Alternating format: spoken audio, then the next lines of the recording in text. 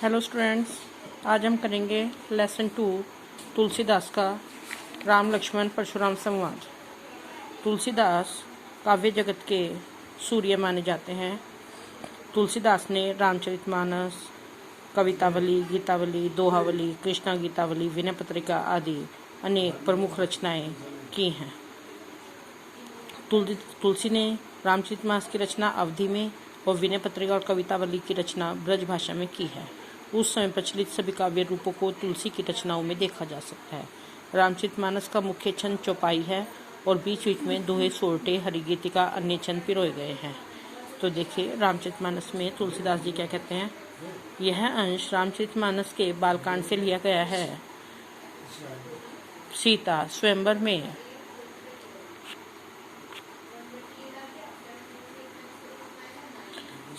स्वयंवर में राम द्वारा शिव धनुष भंग के बाद मुनि परशुराम को जब यह समाचार मिला तो वे क्रोधित होकर वहां आते हैं। शिव धनुष को खंडित हुए देखकर वे आपस से बाहर हो जाते हैं और राम के विनय और विश्वामित्र के समझाने पर तथा राम की शक्ति की परीक्षा लेकर अंततः उनका गुस्सा शांत होता है। इस बीच राम, लक्ष्मण, परशुराम के बीच जो संवाद हुआ उस प्रसंग का यहाँ प्रस्तुत किया गया है। राम के क्रोध भरे वाक्यों का उत्तर लक्ष्मण व्यंग्य वचनों से देते हैं। इस प्रसंग की विशेषता है कि लक्ष्मण की वीर रस से पगी व्यंग्योक्तियाँ और व्यंजना शैली की सरस अभिव्यक्ति। अब देखिए राम लक्ष्मण परशुराम संवाद के शब्दार्थ।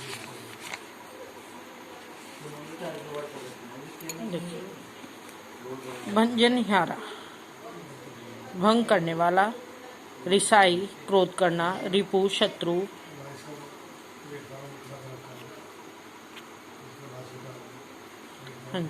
रिपु शत्रु,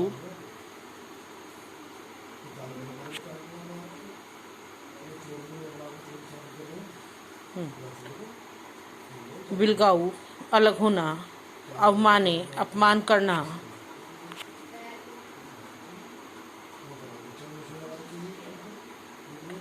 अपमान करना, लड़काई बचपन में, परस फरसा, परसु फरसा, कोही क्रोधी, महिदेव ब्राह्मण, विलोक देखकर, अर्भक बच्चा,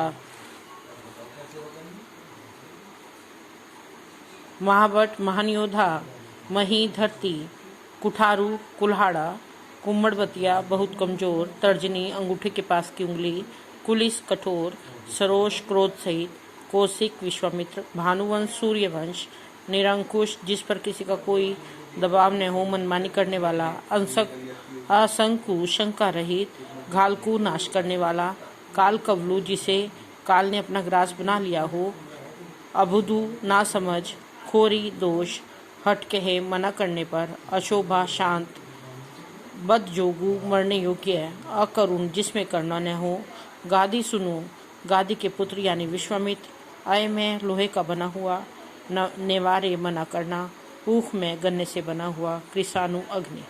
अब देखिए दोहा किसको कहते हैं। दोहा छंद। दोहा एक लोकप्रिय मात्रिक छंद है जिसकी पहली और तीसरी पंक्ति में 13-13 मात्राएं और दूसरी और चौथी पंक्ति में 11-11 मात्राएं होती हैं। चौपाई क्या है। चौपाई एक मात्रिक छंद है जो 4 पंक्तियों में होती है। इसकी प्रत्येक पंक्ति में 16 मात्राएं होती हैं। तुलसी ने पहले सूफी कवियों ने भी अवधी भाषा में दोहा चौपाई छंद का प्रयोग किया है। इसमें मलिक मोहम्मद जायसी का पद्मावत उल्लेखनीय है। अब देखिए परशुराम और सहस्त्र भाव की कथा कि परशुराम के जो सहस्त्र भाव थे वो उनके शत्रु कैसे बने। पाठ में सहस्त्र भाव समसो रिपु मोरा का कई बार उल्लेख आया है। परशुराम सहस्त्र भाव के बारे में अनेक कथाएं प्रचलित हैं। महाभारत के अनुसार यह कथा इस प्रकार है। परशुराम ऋषि जमदग्नि के पुत्र थे। एक बार राजा कार्तवीर्य सहस्त्रभाव शिकार खेलते हुए जमदग्नि के आश्रम में आए। जमदग्नि के पास कामधेनु गाय थी। कामधेनु गाय ऐसी गाय जिससे जो भी खाने का पदार्थ मांगा जाए तो वह वो ही इच्छा पूरी कर देते थे। जो विशेष गाय थी, कहते हैं वह सभी मनोकामनाएं पूर्ण करने वाली थी। कीर्ति कार्तवीर्य सहस्त्रबाहु ने ऋषि जमदग्नि से कामधेनु गाय की मांग की। ऋषि द्वारा मना किए जाने पर सहस्त्रबाहु ने कामधेनु गाय का बलपूर्वक अपहरण कर लिया। इस पर क्रोधित हो परशुराम ने सहस्त्रबाहु का वध कर दिया। इस कार्य की ऋषि जमदग्नि ने बहुत निंदा की और परशुराम को प्रायश्चित करने को कहा। ऋषि द्वारा मना किए जाने पर सहस्त्रबाहु ने कामधेनु गाय का बलपूर्वक अपहरण कर लिया। इस पर क्रोधित होकर परशुराम ने सहस्त्रबाहु का वध कर दिया। इस कार्य की ऋषि जमदग्नि ने बहुत निंदा की, परशुराम को प्रायश्चित करने को कहा। उधर सहस्त्रबाहु पुत्रों ने क्रोध में आकर ऋषि जमदग्नि का वध कर दिया। इस पर पुनः क्रोधित होकर परशुराम ने पृथ्वी को क्षत्रियों से वहीन करने की प्रतिज्ञा की। इस प्रकार परशुराम और सहस्त्रबाहु एक दूसरे के शत्रु बन गए। आज के लिए इतना ही, आगे कल करेंगे। ये कल लेसन शुरू करेंगे। ये बहुत इम्पोर्टेंट लेसन है, तो इसलिए सभी इसको ध्यान से देखेंगे। Thank you. Have a nice day.